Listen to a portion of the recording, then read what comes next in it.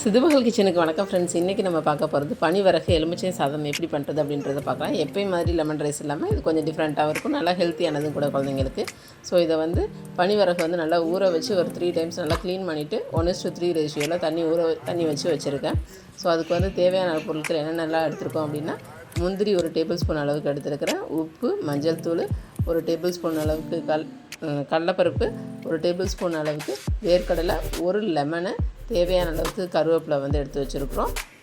So இதை வந்து பண்ணுறதுக்கு என்ன பண்ணலான்னா, நான் சொன்ன மாதிரி 1:3 ரேஷியோவில் தண்ணி எடுத்துக்கிறேங்க. 1 கப்பு அரிசினா 3 கப்பு தண்ணி அப்படின்ற மாதிரி எடுத்துக்கிறேங்க. ஸோ எடுத்து அதை வந்து குக்கரில் போட்டு தேவையான அளவு கொஞ்சமாக சால்ட்டும் போட்டு நம்ம வந்து மூடி போட்டு விசில் வச்சுக்கலாம். ஒரு 3 விசில் வந்ததுக்கப்புறம் சூப்பராக வெந்து வந்திருக்கும். ஸோ அது வந்து வெந்து வர்றதுக்கு முன்னாடி நம்ம இந்த பக்கம் என்ன பண்ணலாம் அப்படின்னா, லெமன் எடுத்து வச்சுருக்க லெமனை கட் பண்ணிவிட்டு அது ஜூஸாக புழிஞ்சிட்டு அது கூட கொஞ்சமாக தேவையான அளவுக்கு சால்ட்டு, கொஞ்சமாக பெருங்காயத்தூள், மஞ்சள் தூள், உப்பு எல்லாத்தையும் வந்து ஒன்றா போட்டு நல்லா வந்து மிக்ஸ் பண்ணி எடுத்து வச்சுக்கலாம். மிக்ஸ் பண்ணிவிட்டு தனியாக வந்து நம்ம என்ன பண்ணலாம், பேனில் 1 டேபிள் ஸ்பூன் அளவுக்கு எண்ணெய் ஊற்றி, எண்ணெய் வந்து சூடானதுக்கப்புறம் அது கூடவே 2 வரமிளகா, அது கூடவே கருவேப்பிலை, இந்த கடலைப்பருப்பு, வேர்க்கடலை எல்லாத்தையும் வந்து போட்டு நல்லா வந்து வணக்கலாம். ஸோ இதெல்லாம் நல்லா வந்து ஃப்ரை ஆகி வந்ததுக்கப்புறம் என்ன பண்ணலான்னா, நம்ம கலக்கி வச்சுருக்கிற லெமன் ஜூஸோட மஞ்சள் எல்லாம் போட்டு கலக்கி வச்சுருக்கோம். ஸோ அந்த தண்ணியை அதில் ஊற்றிடலாம். ஊற்றி அதை நல்லா வந்து கொதிக்க விடுங்க.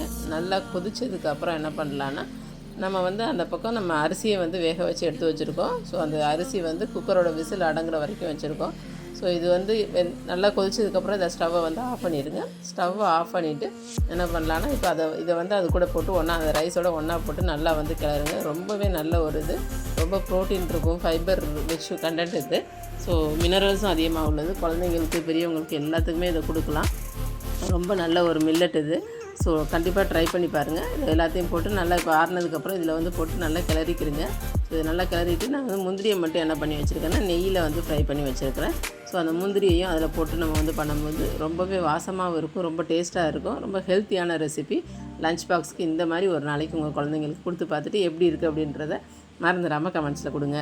புது வியூவர்ஸ் யாரும் பார்க்குறீங்க அப்படின்னா மறந்துடாமல் சப்ஸ்கிரைப் பட்டனையும் கிளிக் பண்ணுங்கள். அப்போ தான் நான் கொடுக்குற அடுத்தடுத்த இந்த மாதிரி நல்ல வீடியோஸை நீங்கள் மிஸ் பண்ணாமல் பார்க்க முடியும். Thank you friends. Bye friends.